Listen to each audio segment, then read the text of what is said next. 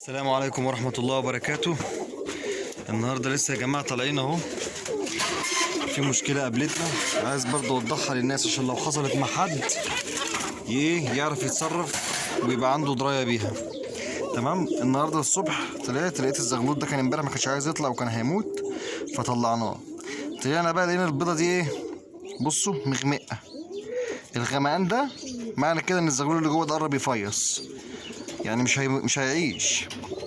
لو فضل على الوضع بتاعه ده كده واحنا ما طلعناهوش او حد ساعده هيتكبس جوه البيضه ويموت. والناس بعد كده بتقول ان البيضه بتتكبس ليه. تمام. علميا الناس بتوع الفراخ بيقولوا ان بتبقى بيضه ناقصها رطوبه.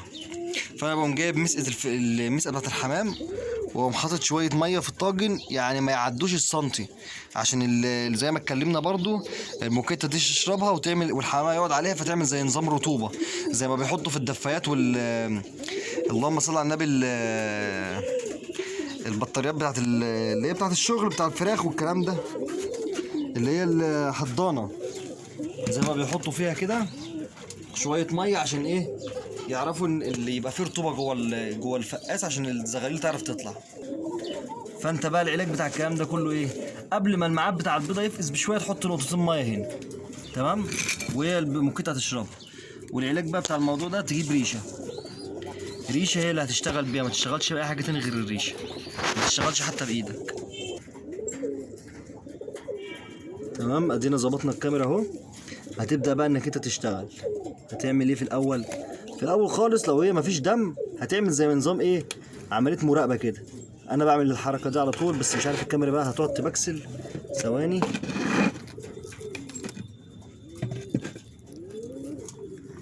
اهي. بص بقى بنعمل ايه. تقوم دايس هنا كده كده كده كده كده كده، وانا بعمل الحركه دي. لو لقيت اي نزله دم بتيجي بقوم سايبها وافتحها بعدها مثلا ب6 ساعات، او مش بفتحها برضو بجس، وابدا ان انا اشيل الغلاف ده كده واحده واحده. هيبدا بقى يظهر معاك من جوه الزغلول. شايفين القشره دي اللي قفش الزغلول مش خلاه عارف يطلع. هتقوم ماسك الريشه وتقوم شايلها كده. تمام. بس تتاكد ان ما يكونش فيه دم في البيضه. تمام. هتشيل كده بصباعك بس كده على الخفيف يعني، وتقوم شايلها كده. تمام. بس في هنا شويه دم، شفتوا؟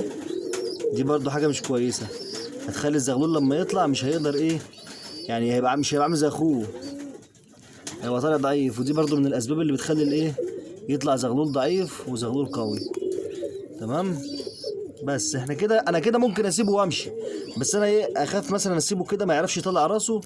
فانا بعمل حركه كده، بقوم بالراحه خالص وبسحب له دماغه بس كده نص، مش بسحبها كلها عشان بيبقى جوه الكيس الصفار. لو انت طلعته وكيس الصفار كان لسه لازق، مع السلامه كده هيموت. وبقوم سايبه وقوم حاطه تحت اهليه تاني بس، وخلصت على كده. بالحركه اللي انت عملتها دي بقى انت كده باذن الله ضمنت ان الزغلول مثلا هيقعد شويه. بص هو بيبدا